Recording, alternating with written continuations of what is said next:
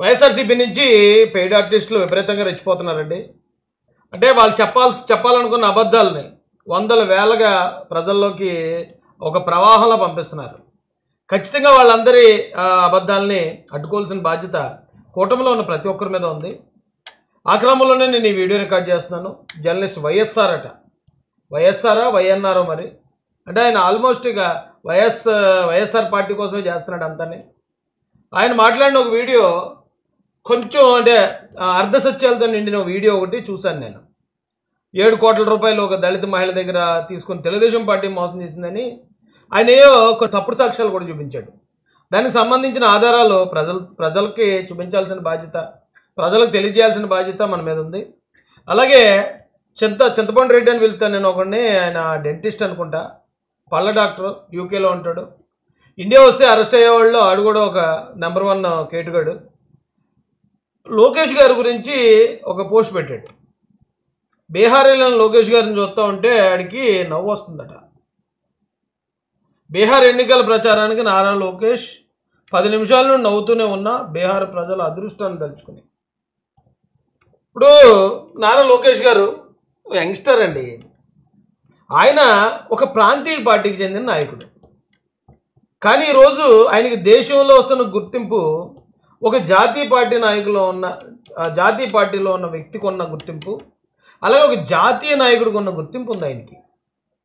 పాట్నా నుంచి ఆయనకంటే బీహార్ ఎన్నికలకి మీరు రండి లోకేష్ గారు మీరు ప్రచారానికి అని కేంద్ర ప్రభుత్వం నుంచి ఆహ్వానం వచ్చిందంటే అదేమన్నా ఆషామాషి విషయమా? ఒక రకంగా అది బీహార్ వాళ్ళ అదృష్టమో కాదో నాకు తెలియదు, కానీ ఆంధ్ర ప్రజల అదృష్టం అయితే ఉంది. ఇలాంటి యంగ్ లీడర్స్ని ప్రాంతీయ పార్టీలో ఉండి జాతీయ నాయకులుగా ఎదుగుతున్న వాళ్ళని. గతంలో పవన్ కళ్యాణ్ గారు కూడా అలాగే ఎక్కడ మహారాష్ట్ర అనుకుంటా, ఆయన కూడా ఎన్నికల ప్రచారానికి వెళ్ళాడు. చాలామంది జాతీయ పార్టీల్లో ఉంటారు, కానీ ప్రాంతీయ నాయకులు ఎంపీగా కొనసాగాడు ఆయన. అంతే. ఆయన ఏ రోజు ఇప్పుడు ఒకవేళ ఆయన ముఖ్యమంత్రి అయ్యాడండి, ముఖ్యమంత్రి అయిన తర్వాత ఆయన బీజేపీకి అనుకూలంగానే కదా ఉన్నాడు. ఆయన బీజేపీ పెట్టిన బిల్లులకి ఆయన అంటే ఓట్లు వేస్తాను ఉండేవాడు కదా. మరి అప్పుడు బీజేపీకి మిత్రపక్షంగానే ఉన్నాడు ఆయన, ఇది వాస్తవం. కానీ ఎందుకు జగన్మోహన్ రెడ్డి గారిని ఎక్కడ బీజేపీ పలానా రాష్ట్రంలో ఎలక్షన్ జరుగుతుంది, జగన్మోహన్ రెడ్డి నువ్వు వచ్చి మా తరపున ప్రచారం చేయి, లేకపోతే పలానా చోట నువ్వు స్టార్ క్యాంపెయినర్గా వెళ్ళని ఎక్కడ ఒక అవకాశం కూడా ఎందుకు కల్పించలేదు జగన్ గారికి? ఎందుకంటే జగన్ గారి అవినీతి చరిత్ర దేశం అంతా తెలుసు. ఆయన ఒకవేళ సపోర్ట్ ఇస్తే సపోర్ట్ తీసుకుంటారు తప్ప ఆయన్ని నా సపోర్టర్ ఇతను మా మిత్రపక్షం అని ఎవరు ఒప్పుకోరండి. ఎందుకంటే ఆయనకి అంత బ్యాడ్ నేమ్ ఉంది పాపం. అంత బ్యాడ్ నేమ్ తెచ్చుకున్నాడు ధనాశతో, కేవలం డబ్బు కోసం. ఒక ముఖ్యమంత్రి అయ్యుండి కూడా కనీసం పక్క రాష్ట్రానికి కూడా స్టార్ క్యాంపెయినర్గా వెళ్ళలేని జగన్మోహన్ రెడ్డి గారిని వెనకేసుకొస్తూ ఈ చింతపండు రెడ్డి గారు ఒక యంగ్స్టర్ అయ్యుండి ఈ రోజున ఇతర రాష్ట్రాల్లో కూడా తెలుగోడి ఖ్యాతిని దిశలా వ్యాపింపజేస్తున్నారు లోకేష్ గారు కానీ పవన్ కళ్యాణ్ గారు కానీ. అరే మా జగన్ అన్న ఇలా చేయలేకపోయాడే. ఇప్పుడు ఎగ్జాంపుల్ చెప్తాను. 2019 నుంచి 24 దాకా బీజేపీకి అనుకూలంగానే ఉంది, కానీ ఒక్క కేంద్ర మంత్రి పదవిని తెచ్చుకోగలిగారా? ఒక్క మంత్రి పదవి, కనీసం ఒక సహాయ మంత్రి. మరి ఈ రోజున కూటమి టీడీపీ జనసేన కూటమి ఎంతమంది ఉన్నారు? మన కేంద్ర మంత్రులు ఉన్నారు, సహాయక మంత్రులు ఉన్నారు. కేంద్రంలో ఈ ఆంధ్రప్రదేశ్ కంటే ఒక ప్రత్యేకమైన గుర్తింపు ఉంది. ఏంటి దీనికి కారణం ఏంటి? ఆట రానోడు సోడు జాలలేదు అన్నాడట, వంగలేనోడేమో మంగళవారం అన్నాడట. మిమ్మల్ని ఎవరో పట్టించుకోరు కాబట్టి, జగన్ గారిని ఎవరో పట్టించుకోరు కాబట్టి, పట్టించుకుంటున్న లోకేష్ గారినో లేకపోతే ఇంకో పవన్ కళ్యాణ్ గారిని వాళ్ళ మీద కూడా బురజాలు ఎత్తే పోద్ది. ఏడ్రై ఎందుకురా ఈ బతుకులు? అందరూ తెలుగోళ్ళుగా గర్వపడదాం. ఇప్పటిదాకా వేరే రాష్ట్రాల నుంచి ఎక్కడికి స్టార్ క్యాంపెయినర్లు రావడమే తప్ప ఇప్పుడు ఫస్ట్ టైం మొదలైంది ఇది. మన తెలుగోళ్ళు ఇతర రాష్ట్రాలకు వెళ్ళి స్టార్ క్యాంపెయినర్లుగా వాళ్ళు పనిచేస్తున్నారు, అక్కడ ఉన్న ప్రజలు వాళ్ళని ఆదరిస్తున్నారంటే మనం గర్వంగా ఫీల్ అవ్వాలి. ఎప్పుడు ఏడిపోయినట్రా?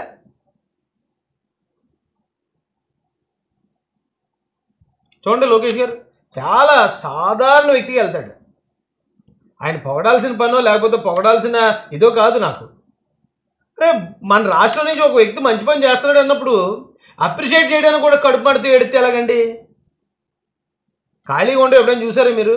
గెలిచిన దగ్గర నుంచి అయితే అక్కడికి, లేకపోతే ఇంకో చోటకి, మరో చోటకి తిరుగుతూనే ఉంటున్నాడు తప్ప ఎప్పుడు ఎక్కడ ఖాళీగా. ఇప్పుడు తాడేపల్లి ప్యాలెస్లో జగన్మోహన్ రెడ్డి గారు పబ్జీ ఆడుకున్నారని ఒక వార్త బయటకు వచ్చింది. ఎందుకు వచ్చింది? ఆయన ఎక్కువ ప్యాలెస్లోనే ఉండిపోతాడు కాబట్టి. ఏంటి ఈయన ఎన్ని రోజులు ప్యాలెస్లో ఉండిపోతున్నాడు, ఆ పబ్జీగానే ఆడుకుంటున్నాడా అనే దగ్గరికి వచ్చింది అది. మరి ప్రతిరోజు ఏ రోజు చూసినా ఎక్కడో ఒక చోట ప్రజల కోసం, లేకపోతే ఆ పెట్టుబడుల కోసం, లేకపోతే ఇంకొక ఇండస్ట్రియలిస్టులతోటో మరొకరితోటో ఎప్పుడు మీటింగుల్లోనే చూస్తున్నాం. కానీ ఎప్పుడైనా ఖాళీగా ప్యాలెస్లో కూర్చొని పబ్జీ ఆడుకోవడం చూసామా? పని చేయనివాడిని ఎలాగా భరించాం 5 సంవత్సరాలు.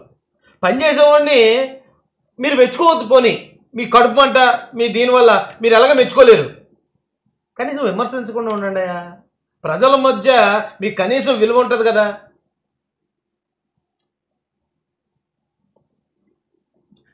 ఆయనని బీహార్ నుంచి ఒక మాట చెప్పాలండి మీ అందరికీ. కాలర్ ఇలాగా నాకు అలవాటు అయిపోయింది. కొంతమంది అన్నారు మీరు కాలర్ ఎగరేస్తున్నారు. కాలర్ ఎగరేయటం కాదండి, అది నా కాలర్ ఇలాగా వెనకాతల మెడకి తాకితే కొంచెం ఇబ్బందిగా అనిపిస్తుంది అనమాట. అందుకని కొంచెం మెడకు వెనక్కి వేసుకుంటాను తప్ప కాలర్ ఎగరేయటం కాదండి. దయచేసి అందరూ అర్థం చేసుకోవాల్సిందిగా రిక్వెస్ట్ చేస్తున్నాను. ఇప్పుడు ఆయనకి బీహార్ నుంచి పిలుపు వచ్చింది, ఆయన ఒకటే వెళ్ళిపోలేదు. ఇగో సానా సతీష్ గారిని వెనకాతలు ఇదిగో భరత్ గారు ఉన్నారు. ఆ వెనకాతల మన బాలయోగ్ గారు అబ్బాయి గారు ఉన్నారు. వీళ్ళందరినీ ఎంట పెట్టుకుని వెళ్ళాడు. మళ్ళీ అంటే అన్ని సామాజిక వర్గాలను అందులో. ఇప్పుడు హరీష్ గారిని గుర్తించి అక్కడ దాకా తీసుకెళ్ళడం ద్వారా దళిత వర్గాన్ని ఆయన గుర్తించాడు. అలాగే సానా సతీష్ గారిని గుర్తించడం ద్వారా ఆంధ్రాలో ఉన్న కాపు వర్గానికి ఆయన ప్రాధాన్యత కల్పించాడు.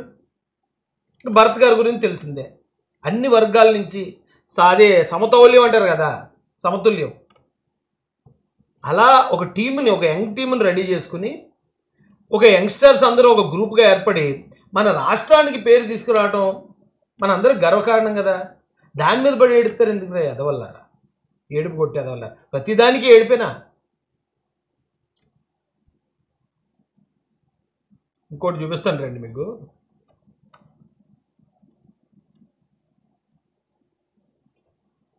ఇప్పుడు తిరుమల తిరుపతి దేవస్థానం, ఇది వైఎస్ఆర్సీపీ అఫీషియల్ ల్యాండ్. ఇది వైఎస్ఆర్ కాంగ్రెస్ పార్టీ, వైఎస్ఆర్సీపీ. తిరుమలలో మరోసారి మహా అపచారం. పరమ పవిత్రమైన శ్రీవారి పాదాల చెంత మెట్ల మార్గంలో మాంసాహార భోజనం తింటున్న టీటీడీ సిబ్బంది. ఏంటి అపచార పనులను ప్రశ్నించిన శ్రీవారి భక్తులను బెదిరించిన టీటీడీ సిబ్బంది. టీటీడీ విజిలెన్స్ విభాగం నిద్రపోతుందా? ఇదేనా దేవాలయాన్ని ప్రక్షాళన చేయటువంటి చంద్రబాబు? మామూలుగా అయితే బిఆర్ నాయుడు గారిని పైన ట్యాగ్ చేశారు.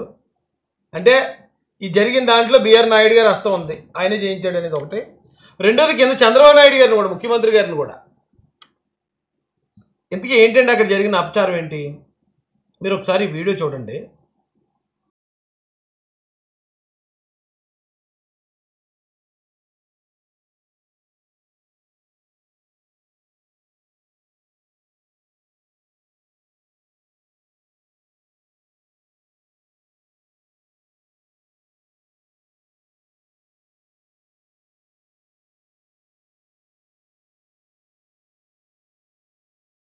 ఆయన బొట్టు పెట్టుకుని ఉన్నాడండి, అంటే 100% హిందూ.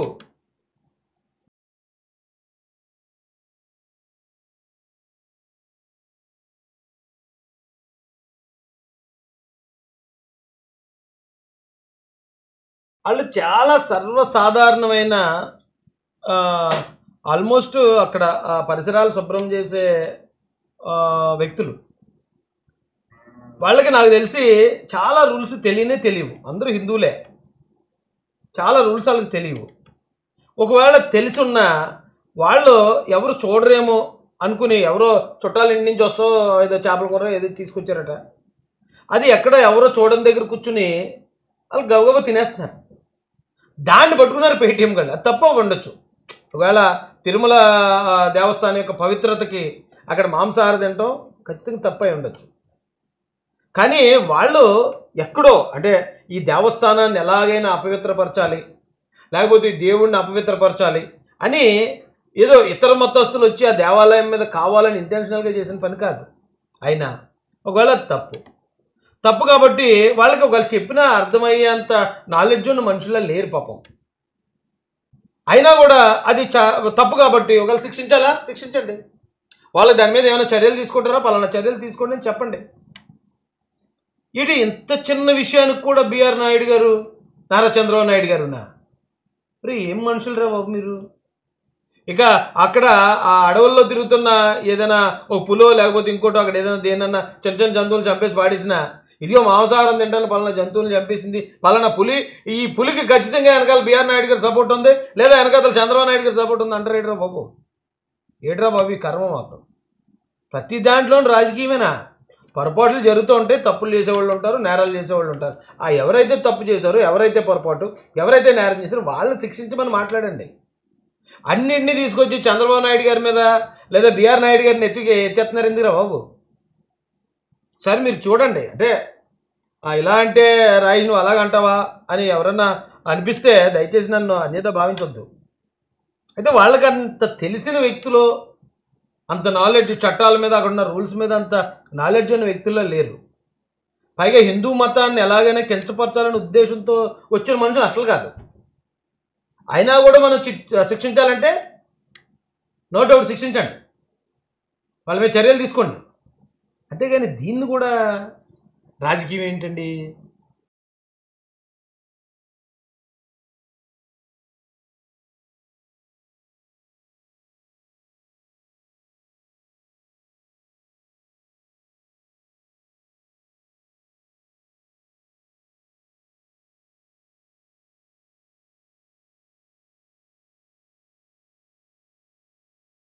అంటే నన్ను అడిగితే ఒకవేళ దేవుడికి మంచి మనసు ఉంటుంది, పెద్ద మనసు ఉంటుంది.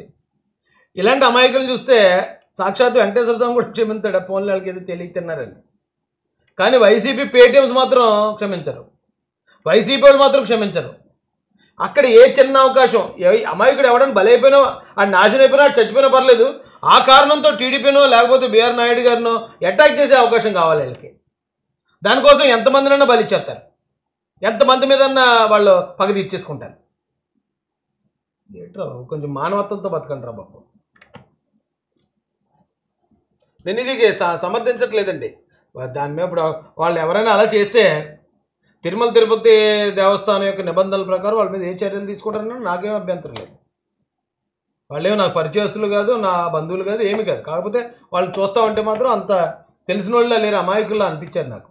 కానీ దాన్ని కూడా రాజకీయానికి ఉపయోగించుకుంటే చూడండి, ఎక్కడో ఎవరో ఇద్దరు కుర్రలు కొట్టుకుంటారు. ఆ ఇద్దరు కుర్రలు ఏంటో ముందు వైసీపీ వాళ్ళు కనుక్కుంటారు. కనుక్కుని ఆ యువతల ఒకవేళ ఒక దళితుడు అవతల కాపు, లేదా యువతల దళితుడు అవతల కమ్మ, లేదా యువతల కాపు అవతల కమ్మ ఉందంటే ఈ 3 కాంబినేషన్లు ఉన్నాయంటే దిగిపోతాడు అంతే సీన్లకు వైసీపీ. మొన్న దళితుల మీద దాడి జరిగిందట, రెడ్లు డైరెక్ట్ పట్టపగల్లో పోలీసుల ముందే దళితుల మీద దాడి చేశారట. ఒక్క నా కొడుకు మాట్లాడట్లేదు వైసీపీ నుంచి. అంటే మేము ఎలాగ మాట్లాడటం, ఎందుకంటే చట్టపరంగా అవతల రెడ్డి అయినా మరొకడైనా చట్టపరంగా చర్యలు ఇమీడియట్గా తీసుకుంటున్నారు కాబట్టి మేమేమో దాని గురించి మాట్లాడాల్సిన అవసరం ఎవరికీ లేదు ఇప్పుడు. కానీ మరి వైసీపీ వాళ్ళు కైకలూరు ఘటనో లేకపోతే కందుకూరు ఘటనో ఏదో పెద్ద భూతద్దులో పెట్టి చూపించిన దొంగేదోళ్ళు ఉన్నారు కొంతమంది. మరి వాళ్ళు ఎందుకు మాట్లాడరు ఇప్పుడు? రెడ్లు కొడితే మాట్లాడారు, రెడ్లు కొట్టారు దళితుల మీద అంటే జగన్ రెడ్డి మీదకి వెళ్ళిపోతుంది కాబట్టి, జగన్ రెడ్డి గారు దళితుల పట్ల ఇదైపోతాడు కాబట్టి, శత్రువు అయిపోతాడు కాబట్టి దాని గురించి అయితే మాట్లాడరు. కాంబినేషన్లు ఇక్కడ మళ్ళీ ఫలానా కులం కొట్టుకుంటేనే వైసీపీ ఎంటర్ అవుతుంది తప్ప మామూలుగా ఇంకోటి ఏదైనా జరిగితే రారు. పోలీసుల ముందు కొట్టేశారటండి రెడ్లు దళితులను పట్టుకుని. మరి మాట్లాడే జగన్మోహన్ రెడ్డి మాట్లాడే, అందులో ఉన్న పేటీఎం గారు మాట్లాడరే, అందులో ఉన్న దళిత ఉద్ధారకులు అని చెప్తున్న చాలామంది ఎక్కడ దాకున్నారు రా, ఏ కలుగులు దూరారు.